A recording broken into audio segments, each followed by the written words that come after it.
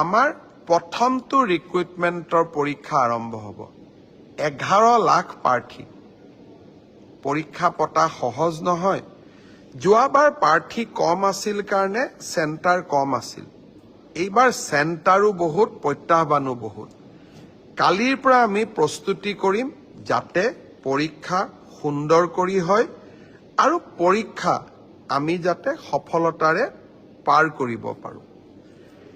পৰীক্ষাত নকল কৰা বা পৰীক্ষাত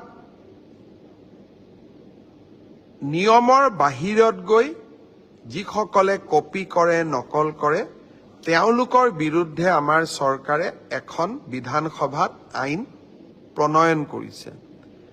ইয়াৰ ফলত পৰীক্ষাত নকল কৰা ব্যক্তিজনক গ্ৰেপ্তাৰ কৰাৰ উপৰিও তেওঁৰ ঘৰুৱা সম্পত্তিসমূহো চৰকাৰে অধিগ্ৰহণ কৰাৰ এক ডাঙৰ ক্লজ এই আইনকেইখনত আছে। 2 দিনৰ ভিতৰতে আমি এই আইনখনৰ বিষয়েও বহুল প্ৰচাৰ কৰিম। মই আশা কৰিম মেধাৰ ভিত্তিত নিযুক্তি। বহুতে কয় মোৰ মেৰিট আছে কাৰণে মই চাকৰি পালোঁ।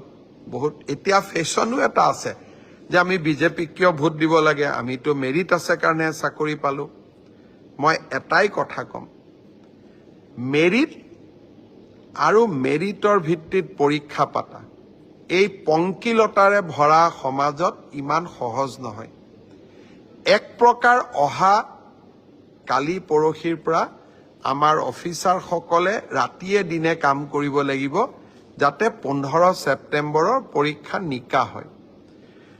কিন্তু মুখ্যমন্ত্ৰী বা আন মন্ত্ৰীসকলে যদি বিচাৰে পৰীক্ষা নিকা হ'ব নালাগে, মোৰ মানুহে চাকৰি পাওক, তেতিয়াহ'লে সকলো কথা সহজ। 7ৰ বিপৰীতে গৈ আমি কাম কৰিছোঁ। পৰীক্ষা নিকা হওক, আমাৰ মানুহে পাওক নাপাওক, মেধাৰ ভিত্তিত চাকৰি হওক।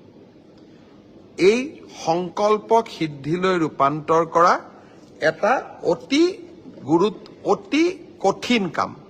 15 ছেপ্টেম্বৰত আমি আকৌ এটা শিক্ষাৰ্থীসকলেও পৰীক্ষা দিব, চৰকাৰেও এটা কঠিন পৰীক্ষাৰ সন্মুখীন হ'ব।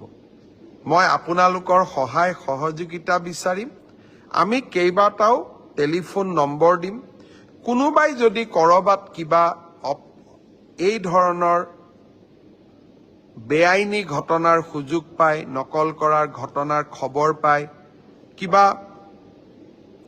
নকৰিবলগীয়া কাম কৰিব এনেকুৱা আগতীয়া খবৰ পায়, আপোনালোকে যাতে আমাক জনাব পাৰে।